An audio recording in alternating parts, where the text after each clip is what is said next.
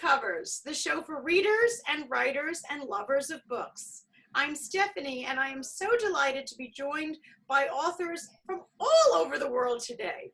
You know, it's a funny thing right now, we're recording all of our shows remotely since we're not doing anything in the studio. And because we're remote, we actually get to have people from all over, which is such a thrill. Our first author is so remote that she's actually moved from England to Africa, and now she's back up in Spain. She's moved a lot more in her life than I ever did. Anne Patras took her children down to Africa down in 1980. Her book, 3 Kids, 13 Crates and a Husband, is an absolute delight to read. As I was reading it, there were parts that I wanted to move to Africa, and then there were parts that I definitely didn't. Anne has had so many more adventures since then that she's written 2 more books into the Africa series, and I think that her life right now is still a series. So Anne, thank you so much for joining us. Thank you. Thank you. And you're joining us from sunny Spain today. Yes, and it's a beautiful sunny day outside. Is it really? Yeah. Oh, lucky you. Well, I mean, I'm filming in New York, and thankfully we're having a sunny day here too, so I can't be too jealous. Okay, good. We were at one point going to try and do the recording outside, and then we realised if one of the neighbours started up with his lawnmower, it perhaps wouldn't be quite such a good idea. But you were going to make us jealous with that beautiful Spanish countryside. Yes, yes. I agree with making me jealous anytime. I live in New York. So absolutely. So tell me a little bit about the move to Africa. How did that happen? Where in England were you when this happened? We were in the very centre of England. You can't get much further from any sea point than Burton-on-Trent, which is a famous brewery town. I don't know if you're into beers, you may know that, which accounts for a lot that you'll come across when you read the books. And my husband had a job. He was a heavy engineer, and he did most of his work on the coast in the petrochem industry, that sort of thing. And he was the division he worked for closed down, and he was looking for another job. And I said, well, can you get somewhere a bit closer to home? Because we had 3 children under 18 months. Initially. Oh, you wanted some help. I get that. Yeah. And so I said, try and get somewhere closer to home where you can at least come home every day instead of just at weekends. Okay, I'll try. The nearest we could get was Zambia. He was offered a 2-year contract, and we said, well, at least if we go there, we'll see each other every day, because he said, I can even come home for lunch. Well, that was it. Yes. So we said, okay, let's go. So we took the 3 children and off we went to Zambia, but we didn't know anything about it when we left. I mean, apart from the fact that it had got elephants and lions. That's all you knew. I mean, this was back in 1980. We only had 3 TV channels in England, and they rarely told you anything about what was going on in Africa. So we had no idea what to expect at all. So it was an incredibly new way of life. When we got there, it was and with 3 children in tow, I can't even imagine without 3 under 18 months. Just you going with your husband, but with all of these children. So there were lots of surprises in the book. What were some of the most surprising things about Africa? I think one of the first things that was the biggest surprise to me was that you couldn't buy things in shops. Like regular food. Really? Yes. I mean, when we got there, there was well, this is very topical, but when we got there was a toilet roll shortage. Everybody should know what that's like now. But but we couldn't believe how you couldn't get things. We could get like basic things like soap and washing powder and flour, all sorts of things. Your basics. There were no convenience foods at all. Whatever you wanted, you had to make it. Really? yeah, like, I mean, I learned to make a lot of things that I would never have considered making, and many of which are mentioned in the books, because the fun I had making some of these things was unbelievable. But there were so many, there was so much a shortage of everything. And the other thing that surprised me about Zambia in particular was all the way the clouds were all flat. Oh, Totally interesting. different. They were just flat, and you could get the like curly bits on the top, but the bottoms were flat. Obviously, it's from the air temperature that just sits, and they just all have flat bottom clouds. It's so strange. Another thing, I didn't expect them to drive on the left-hand side. Oh.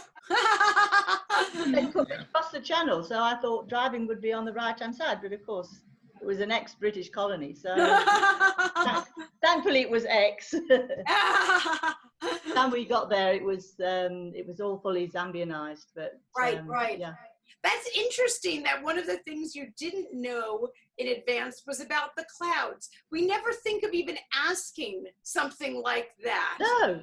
And you know, that's very, very fascinating. And it's kind of funny. I told you we have interesting to have you and Sola Togun-Butler is on the show with us. Her book is about doing the opposite. She moved from Africa to America. So she moved as a young girl, and I think she's sitting there listening to you speak thinking, really, the clouds are all flat. You know, you moved as an adult there, and she moved as a child here, and this is all the stuff you don't talk about on the plane.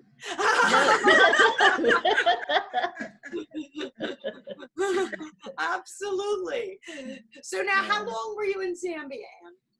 We went originally on a 2-year contract. Yes. Then we took out another 2-year contract with the same company, and then we changed companies and went on another 2-year contract in a different city, and then we went back to England for a while, and I did not like living in England. Thank you very much. Why didn't you like it now after that? Because I've got, Africa was in my blood then. Nice. You know, when you've lived in Africa, it's there's something special about it. Really? And it doesn't leave you when you leave. And you don't have to have been born there either, Sola. You don't, honestly. There's something about it. I've only been once. I've been to Morocco. And yes. It was fabulous. Absolutely fabulous. I've never been to the South yet, but now after having you on, I'm going to have to. Oh, you must. Yeah. But it gets into your blood, huh? It does. It does, especially if you're living there and you know, the whole thing about it, it's there's just something about it that you can't compare it to anywhere else. See, by the end of this episode, Sola's going to go back. See what's Well, maybe she won't if she reads the other books. I'm not sure. Now, Anne, I have to ask you a question, because in the book, I know I teased you about this before we started filming. I felt like there should be a disclaimer on the book that one should read it with a gin and tonic in your hand, because there were a lot of gin and tonics going on in the book. I guess that was available there. There were some. Yes. Oh, yeah. There was no shortage. Actually, you say that. There were occasionally shortages of drink, and then you got very imaginative. I mean, like, I never used to be much of a beer drinker before I went to Zambia, but then I used to drink sherry. My parents kept a pub, so that actually made a difference on what your lifestyle is like. And when we first went there, then I started drinking beer, but then beer would not there wouldn't be any. Right. So then you would start drinking gin and tonic, even if, I mean, I used to think gin and tonic was horrible until there was no beer, and then it's amazing what you can get to like. And yeah, they didn't have wine, so it was beers, or it was like, it was not locally produced, but it wasn't your recognized brands of spirits. You know, they were, I think what they did was they got a big jug of it and they watered it down and then bottled it into something else, and it was a local, you know, locally produced it. So again, the things we don't know when we move, what the clouds look like and what they're serving in a glass. And the thing is, oh no, and what comes out of some of these glasses is unbelievable. Out of the bottles is unbelievable. Really? Oh yes. Do tell. Well, when you were given a beer by obviously most people went to social clubs like sports clubs, right? Because there weren't any bars or taverns that the expat community would go to, so that everybody belonged to a social club. Say mostly sports. I mean, our particular one we got into was the theatre club, not because we were theatrical at all, but when we went there the first time by accident, we quite liked the place as a drinking place. So we said, well, let's join that, because we didn't know anything else. I mean, we weren't really into other sports. So you would always go and get your stuff from a barman, and you would give you a bottle. And you didn't get draft beer there, and you would always hold the bottle up to the light and look at it to see if there was anything in it. Because there would invariably you could find little, not creatures, but little globs of nasty gooey stuff. Or somebody found the end of a toothbrush in one.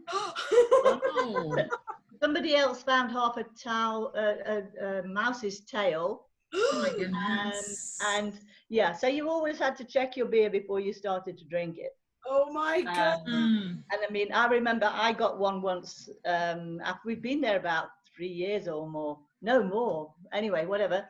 And I'd been given a bottle and I'd been given a glass. Some places you didn't even get a glass. So I poured my beer, and it was only a small glass like this. And I poured my beer, I drank it. Then I poured the rest of the beer in later, obviously, and came to drink that. And there was the biggest glob of something that looked like it'd come out of a science experiment sitting there. Oh my goodness. It was absolutely terrible. I mean, I tell you what, I didn't drink beer for a long, long time. I would bet not. Absolutely, I would bet that was a bad one. And yet, after things like this happening and some of the other stories I read about, when you went back to England, you didn't stay. Oh no, it's too boring there. No, we and the thing is, once you've gone to live away, and also the people, because I think people are in a strange country to normal. They're more camaraderie. They stick together.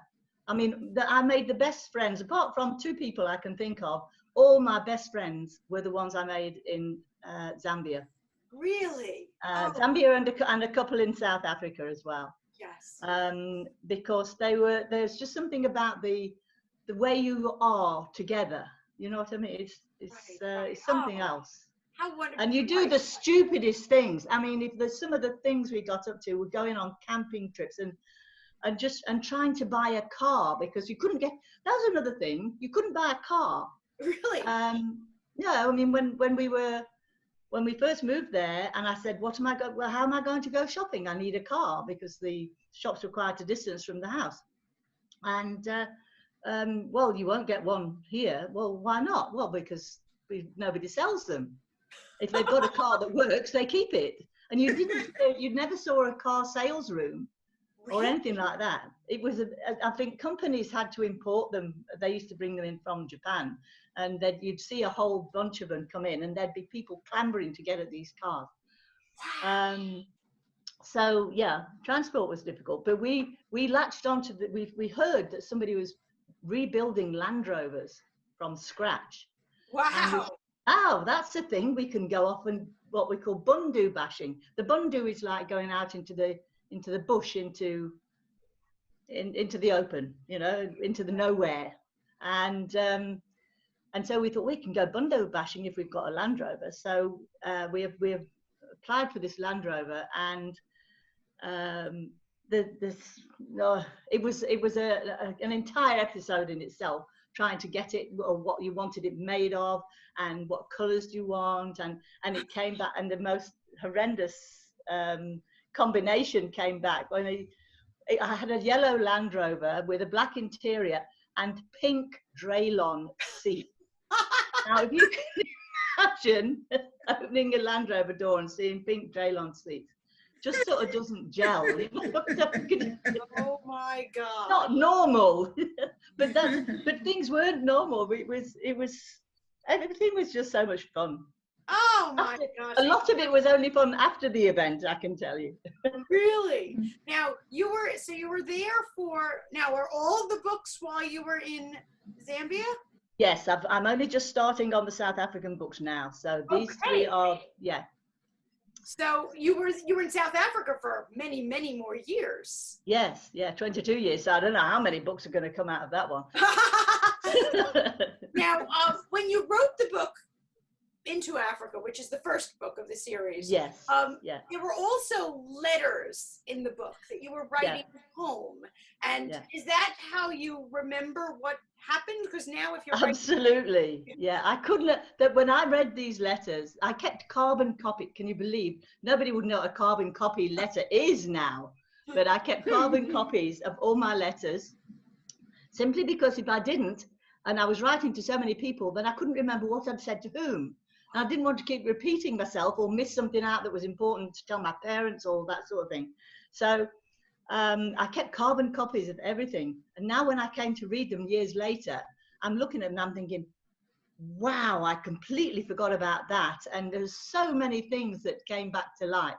And when I first wrote the book, I just copied the letters, more or less verbatim. And then it was only as I progressed and I realized, but this isn't telling people about the background, which I've probably explained to my parents over a phone call or something like that, or it's, you know, people would want more information other than what I put in the letters. So I had to completely revamp the idea of the books.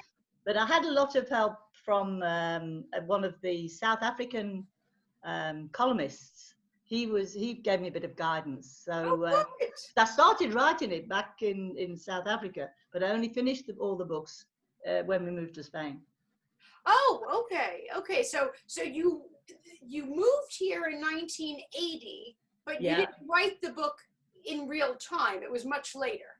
Oh yes, yeah. The letters are all there. Yes, but I bought my first computer in 1987 to write the books. Okay. And I only actually started writing them in about 1998. Okay, so it took 11 years to figure out how to work that computer. No, I had lots of computers in between time. I got through more computers than my husband had cars. But I eventually got there. Now, when you first moved, I remember your parents were not thrilled. No, because I was an only child. And of course, that made my three kids their only grandchildren. Right. So they weren't too happy at all. But my mum came out for a visit within the first year, which she thoroughly enjoyed. And then my grandmother came out, and she's a character and a half as well. I don't know where you see. I know this is where I I won't say about where I get my from, but it's inherited, and I passed it on nicely as well. I can spot one in the corner that is nodding his head. Nice. So I've forgotten what I was going with this. They eventually got over it. Did they stay longer? Oh yeah, my mum came for a month. Then my grandmother came for a month, and then she came again for 3 months, and then both my parents came out while we were still in Zambia, and then my mum got quite sick, so she never came out again. So they visited us, so they got to know more, and then of course as things progressed, then the letters got less and less and less because they knew a lot of what we were talking about, so things didn't need explaining. Right. So as got to the later books, now I'm struggling to try and remember all the exact detail because I haven't got all these letters to fall back on. Right. That makes sense. And especially when you were in South Africa. Absolutely, because I had at least two computer crashes, where I lost a lot of copy letters that I'd kept on those. So now I'm going to have to rely on the memory which Oh. yeah, it's not. It needs a bit of a jog every now and again, so we'll see how that turns out. Now, But, I must ask, because now you are in Spain. Yes. What led you to South Africa, and then what led you to Spain? South Africa was a job again, wasn't it? Yeah, South Africa. Yeah, the job that we went back to, because we went, like I said, we were in Zambia for 6 years. Then we went back to England. Then we went back to Zambia for another 18 months, and then we left and went to that job didn't work out the last time in Zambia. So my husband said, no, I'm not, I don't like it. He said, things aren't working properly there. They don't know what they're doing. They won't listen to what I'm saying. And I'm not going to work like this anymore. And I said, well, I'm not going back to England. Ooh. So I put my foot down with a firm hand, I can tell you.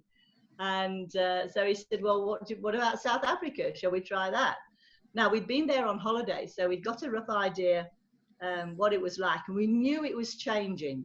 You know, it was obvious that things were moving on and that they would soon be getting away from this apartheid nonsense. So we said, well, okay, well, let's go down there.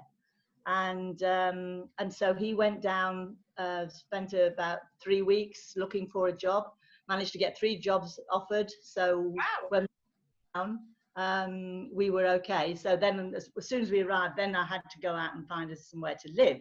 Right. Because with the other jobs, we'd always been provided with accommodation by the company we worked for. Oh, okay. And now it was everything was down. They don't work that way in South Africa at all. And everything was down to us. And it was I will say, it is totally different because in Zambia, we had a community of expats. In South Africa, you don't. Really? Well, no, because you've got so many people spread out. Okay. You know, and there's a lot more work in different places. So much, the work is more spread out. In Zambia, it was very localized to the cities. So the communities were very close together and using the same facilities. Whereas in South Africa, it was different. Gotcha. So, but we enjoyed it. We had a good life there. The kids all went through high school, finished high school, went their own way. 2 went to England. Leon stayed in South Africa, as I said. And then after 22 years, my husband was messing around with work. He wasn't doing quite as much work as he should have been doing. Is he watching? And I realized we are going to run out of money if we're not careful. I thought, no, it's time to move somewhere, because it was quite expensive living in South Africa, because you've got to pay a lot for security. That was a big issue. And also medical was very expensive. So it was more expensive than Zambia? Well, the company paid in Zambia. Oh, okay. And when we were in South Africa, everything's for your own account. Gotcha. Whereas in Zambia, it had all been paid for by the company on a contract basis, a 2-year contract. Right. So we decided that we'd both paid into the British pension. We did that thank goodness we did, while we were overseas. And so we knew that we could get money to live on that, but we would ideally be better with it not in Africa, because once you start with the payments in Africa, that what you get that day was as high as it'll ever get. It doesn't increase with inflation. Gotcha. And I thought, now this is going to cause a problem for us, because our expenses are going to get higher as we get older medically, and we're not going to have the funds to do it with. So I said it's time we moved. So our new friends of ours from Zambia, strangely enough, had lived here. And so I got in touch with them and I said, why did you go to Spain? And she said, why do you want to know? And I said, well, I'm thinking it's time we moved out of South Africa. And she said, oh, right, you've got a British passport, get here right now. So I came over, I did a recce for a month and looked around, decided I loved it. I said, okay, we're moving. And you have no idea how many people are watching this show and they're packing a bag as they're watching. You are such an inspiration. I live 5 miles from the hospital I was born in. I am hearing this, and I'm just, my poor husband is going to hear me saying, you know, honey, let's pack a bag. Why don't we go and try living so-and-so? Yeah. What an adventure you've been on. An absolute adventure.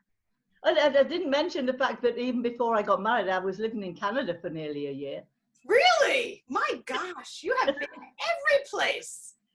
Absolutely every place. But I'm not moving from Spain now. That's it now. I've had enough moving. I've had enough of packing boxes.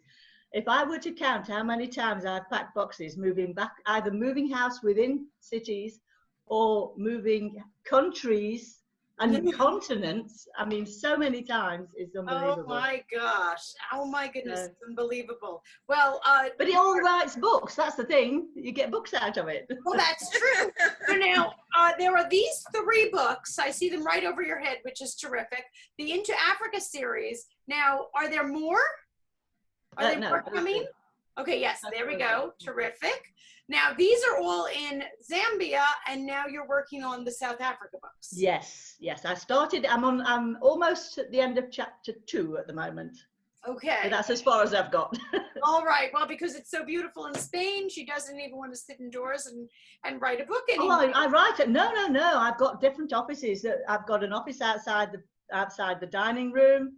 Oh, okay. But that's like on our patio area, but it's like a wind tunnel. So if it gets windy, I can't sit there because then it blows everything off the table. Or then I move down the garden and then I sit under a tree, or I can go somewhere else and sit in the gazebo. I work outside as well. Okay, I love that. I absolutely love that. Now, in a complete compliment and just the luck of the draw today, we have Anne's complete opposite as our other author. Dr. Sola Togun-Butler moved from, I hope I get this right, Nigeria to America when she was a young girl. And she moved here and wrote this children's book, Where Do You Keep the Lions?, all about her experiences when she first arrived here. And just like Anne didn't know a lot of things when she first moved from England to Africa, I am sure that there were lots of surprises in store for Sola when she moved from Africa to America. So this is hilarious that we have the 2 of you. So welcome, Sola, to this show, and thanks for joining us. Thank you. I'm excited to be here. So you were a young girl and you moved here, and did the clouds look different?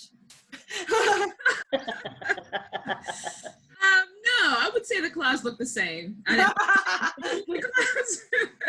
what was, I remember when I read your book, it was almost the opposite, in that you arrived here and your classmates all thought that you were coming from some backward place, and you were highly insulted as a young girl, that they would think that you were living in a place that lions were walking around outside your hut, let's say, and you were living in a high rise in a city and all of these things. And in the book, you brought pictures of how beautiful your country was, and they were amazed, absolutely amazed. So tell us about that.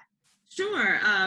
So when we immigrated to the United States, I was unaware that usually when Africa is portrayed on television, that it tends to show more of like maybe, the safari or, huts. So when I went to school, I was excited. I was very excited to go to school in America. I was looking forward to it.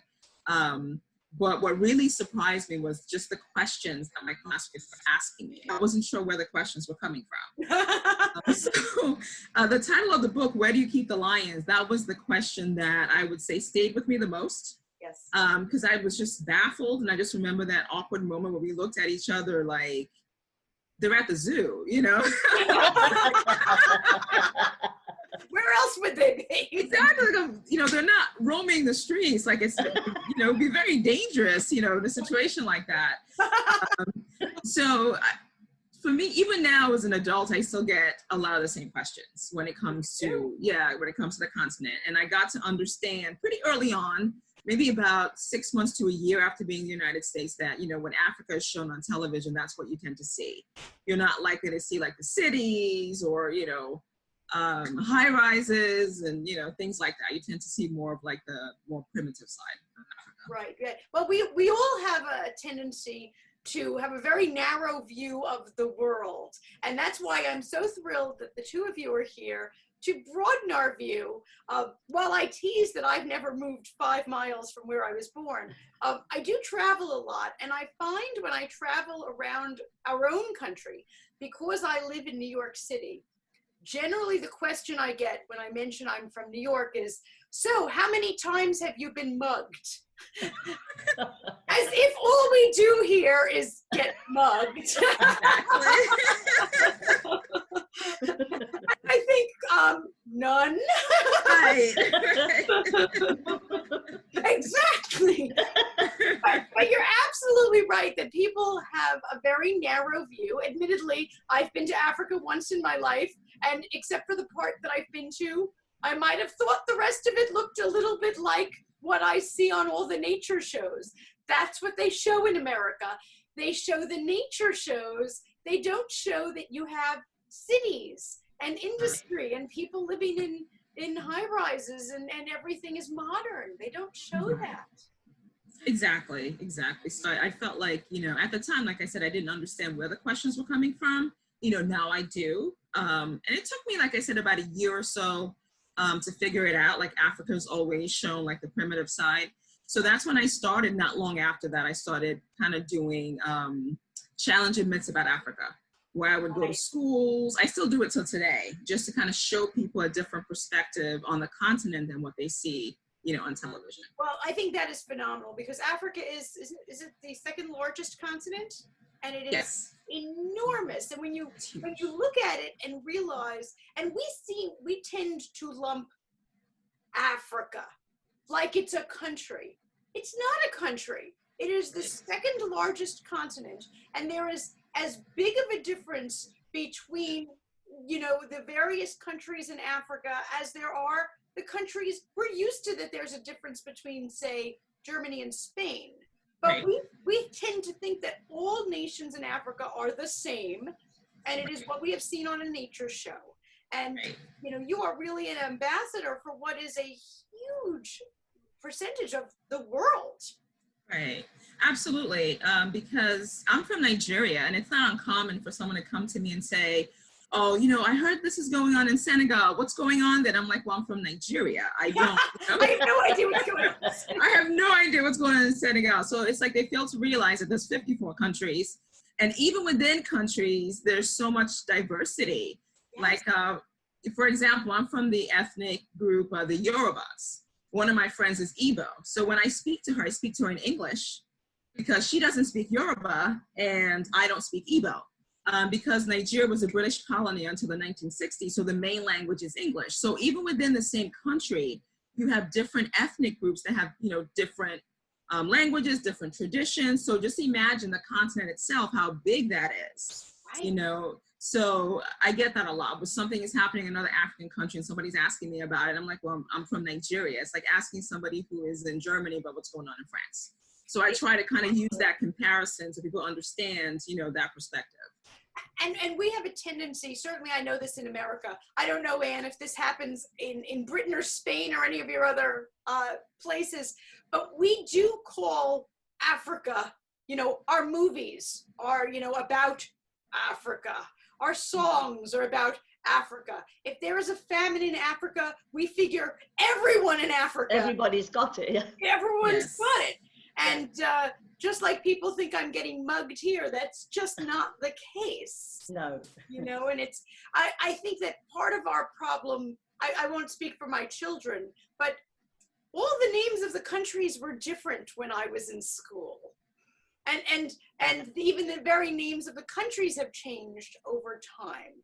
So Americans, I think, have a not sure where things are kind of a view. So I'm so delighted you're an ambassador for that. Thank you. I appreciate that. So whenever I go to Nigeria, maybe I try to go once every 2 years.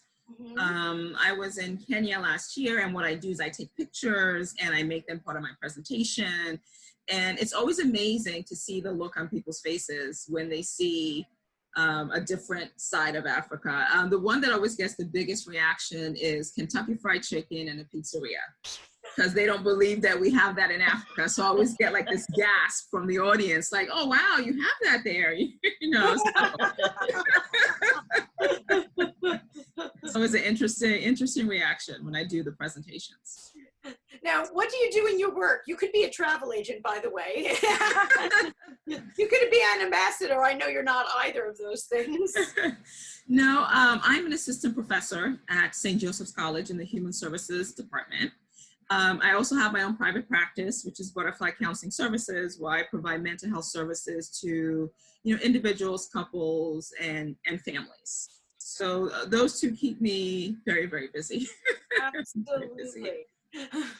Now, like Anne, would you ever move there, or is that not in your cards? I've thought about it with my husband. I fell in love with Nairobi. Absolutely love Nairobi. So we've actually talked about maybe at some point buying something there and going, every summer.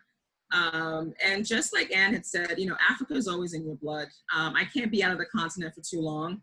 Like after about 2 years, I start getting really antsy. Like, okay, it's time to get back. I was supposed to go to Uganda and Tanzania this year, but both trips got canceled. So yeah, it's always a part of you. So when you're out of the continent for long periods of time, I just feel myself like, okay, it's time to go back. And I'm kind of getting there at this point now. Really? Yeah. Well, this whole thing that happened and has canceled travel for a while. Yes, it has. It has. What is it about Nairobi that you love? I love the people. The people are just amazing. They're kind. They're very, very welcoming. I love the architecture of Nairobi, the air, just very peaceful, easygoing. Just everything was lovely. I would say the most important thing to me was the people. Yeah. They just made you feel so welcomed. So that's why I said to myself, I definitely have to come back to Nairobi. It's a must for me. Both you and Anne have spoken so highly of the people, that the people there, and you said your best friends are people that you've met in Africa. I've only had the pleasure once when we were in Morocco, and all we talked about as a family were how the people there were the nicest people we have ever met in our life. They were just absolutely beyond lovely. And we're in contact with them. That's why I said, what fabulous ambassadors you are. People are on Expedia right now making their reservations, except in a little bit of a lockdown here. Now, Sola, you wrote this one children's book. Are there other books that I don't know about, or others on the horizon? I'm thinking about writing more. It's definitely on my mind.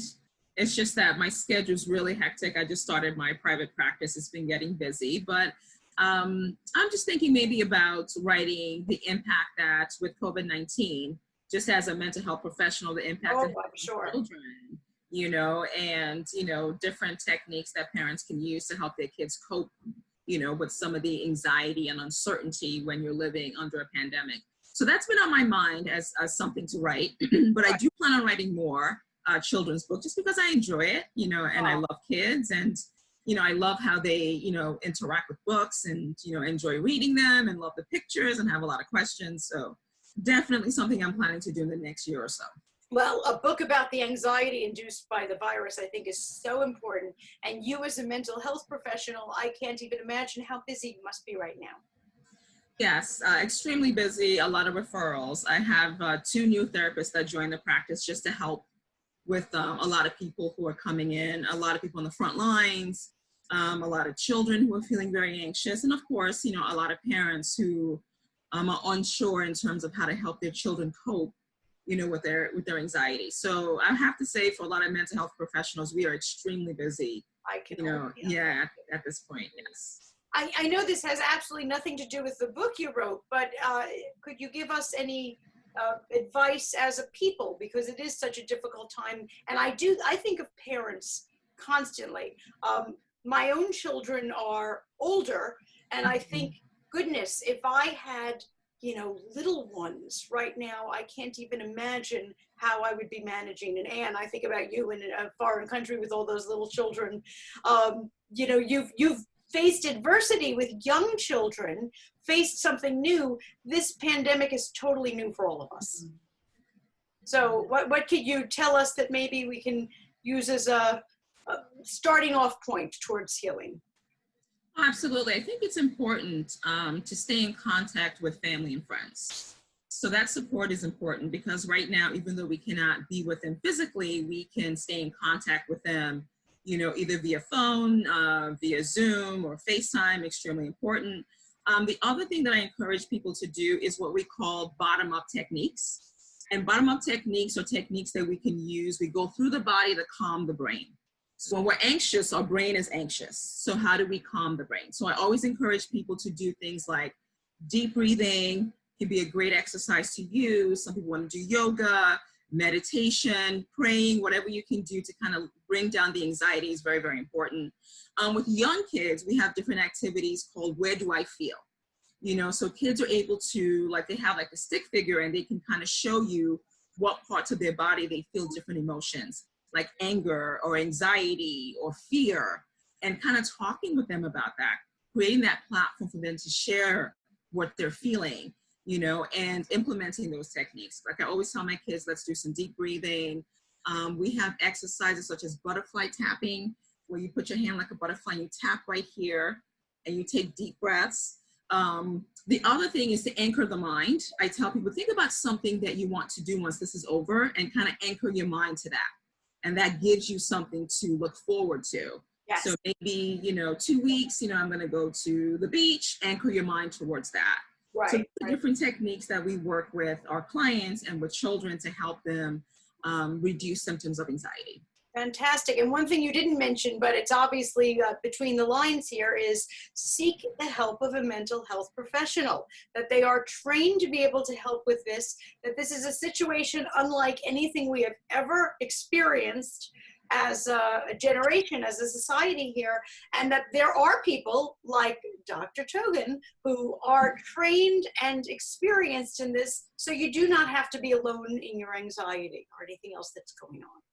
Absolutely. And now a lot of mental health professionals, we offer the services online because of the pandemic. So it's really accessible to a lot of people to be able to meet with a mental health professional online. And I'm glad that you mentioned that, because I had posted something on Facebook that, if you to seek the help of a mental health professional because your friends are not trained, You're absolutely those techniques. So it's always, beneficial to seek that help, whether individually as well as support groups as well, where you can learn from others how to cope with the anxiety living under a pandemic. fantastic. And can you tell our viewers where we can find you and your group and other resources? Sure. So it's butterflycounselingservices.com. And we offer individual, family, adolescent, and child counseling. We also offer support groups on how to manage your stress. And all the services are done online, and it's always kept a compliant platform. And we're affordable. So that's the whole goal of the practice, is to make mental health services affordable, because for so many people, it's just expensive, it's out of their reach. So we do make it affordable for those who are seeking services. Terrific. Thank you so much. Thank you. Welcome. I'll make sure to put all those links in the show notes as well. Now, for the two of you, thank you for the tips on the pandemic, but how about for all of our future writers out there? How would you advise them to get started? I'm thinking Anne is going to say, look over your old letters if you were smart enough to write them. I wasn't that smart. If I ever wrote letters, I did not copy them or anything else like that. I was not nearly that smart. So if you're just starting out, please take our advice.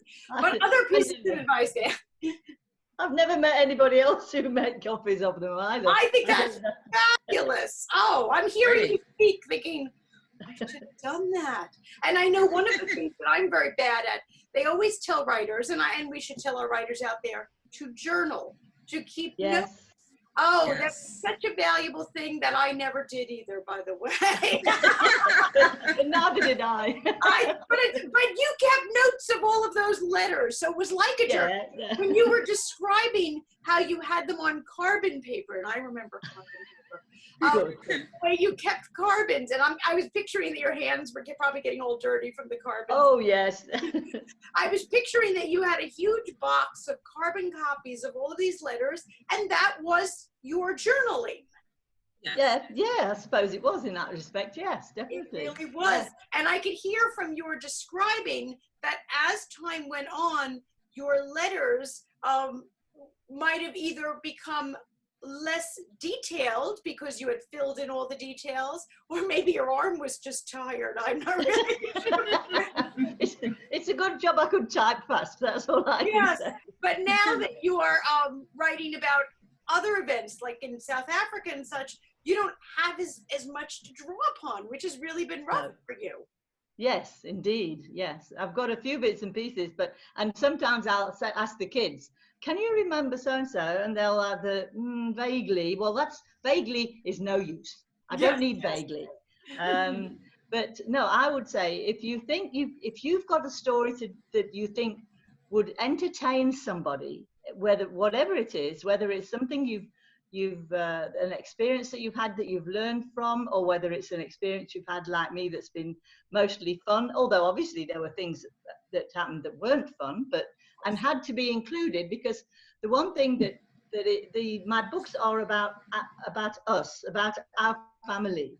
They're not like travel books, you know. We talk about Africa and about things in Africa, but it is basically about your family, what the family gets up to. Right. But I mean, it encompasses all the different things as you go.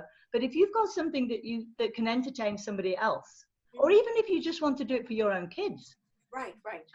just sit down and do it. And if it helps, then make a note of, well, what year, where was I that year, and what was I doing, and who did I work for? And then as you start to list all these different things or key moments in your life, or part of it can just be over like a 2-year period. Like this first book, that was only 1 year of my life. Oh, I noticed one guy on Amazon wrote, and he said, I was expecting to read 2 years worth of the activities, and there was only 1 year. I feel cheated. And I thought, well, no, I didn't say it was going to be about 2 years. I said it was for a 2-year contract, but not that the story was over 2 years. And of course, then the second book, that's over 3 years, the second book, and then the last one is 5 years. Right. And that 5 years spends in is in Zambia and in England, and then it's back to Zambia again before we moved to South Africa. And if you write whichever area of your life you want to talk about, just write down the key things, and it's amazing actually what fits in then, what you think, oh well, yes, and when I was doing that, I remember so and so. Or maybe you've got something that's really embedded in your head already and you want to say it. Do it. Don't think about it, do it. Thank you. Good advice. Sola, any advice for our future writers? Sure. I was thinking about an advice I got from my chairperson when I was doing my dissertation. And my literature review was 40 to 80 pages, and I was just overwhelmed at the prospect of having to write all that stuff. And she shared with me, just break it down day by day. What are you able to do? You know, and that's what I do with writing. It's like, okay, today I am going to spend an hour or two, and I'm going to sit in front of the computer and I'm going to do it. So I feel like, you know, sometimes when something looks very overwhelming and it's very big, and something I tell my clients, just break it down. So when you break it down, it's not as overwhelming. So I feel the same way with writing, where I tell myself, okay, today I'm going to write this many pages, and then tomorrow I'll do the same. So when I break something down into smaller goals, it's less overwhelming, and you're more likely to go ahead and do it because you're seeing the work. Little by little, I'm getting there, as opposed to trying to do everything all at once. That could be overwhelming, and you might, you know, give up at that point. So I would say day by day, step by step, break it into smaller goals. Great advice. Great advice. And do either of you have any favorite books or recent reads you like to share with our viewers who are all stuck in the house and they need a book to read? Well, I know what books they should read. They should read your books. But after they read your books, any other things they should read? After you finish reading my books, I would like to introduce you to this lady. Her name is Lucinda E. Clarke. And she wrote this book called Walking Over Eggshells. And it's a memoir But she also travels a lot this is from her childhood, and it goes right through to a point when she has children of her own. Her mother was a narcissist. Oh. But of the very nth degree. She was a very,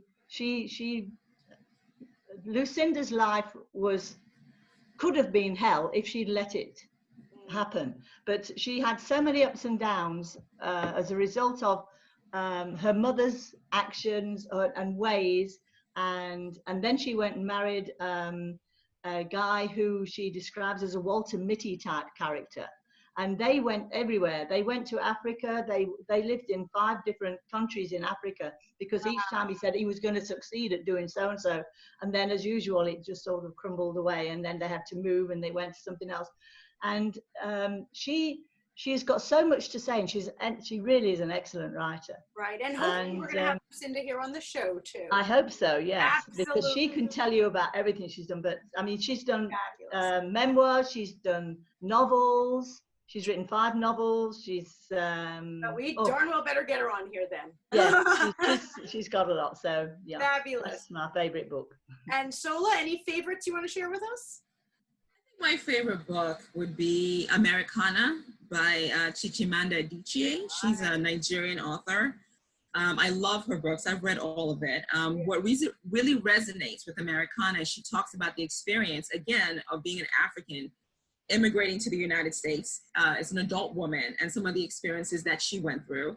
Like, for the first time, and I completely agree with this, when this character immigrated to the United States, you never really thought of yourself as African until you got here. You thought of yourself as Nigerian, and then you come here and you're like, oh, I'm African. Right. So just the dynamics of adjusting to a new culture. I like the fact that she highlighted some of the challenges in the relationship between Africans and African Americans, what that dynamic looks like, you know, as an immigrant, you know, between both groups. Also the issue of being here, maybe sometimes undocumented. As an undocumented immigrant. So it's a fabulous book. It's a New York Times bestseller. It's Americana by Chimamanda Adichie. She's a pretty famous Nigerian author. Terrific. Would you please send me a link to that so that I can add it to the show notes? Sure, absolutely, I will. Definitely. Absolutely. While we're having books all about learning more about the continent that we have called for years the dark continent because we knew nothing. Right. Let's open our eyes to learn more about it. Absolutely. Yes. And then let's make some travel plans. Yes. Well, Anne, you've got to go and see it. Absolutely. You have to go and see it, and then you're going to get it into your blood, just like our guests here, and you'll never want to leave. That's what I'm hearing from all of this. Well, I can't thank you enough for joining us on the show. Please, both of you, as you are writing other things and doing events, send them along so that we can send them out to all of our viewers and they can keep up with you as they travel the globe. Thank you. And for our viewers, you're very welcome. And happy reading and happy writing. Thanks for joining us.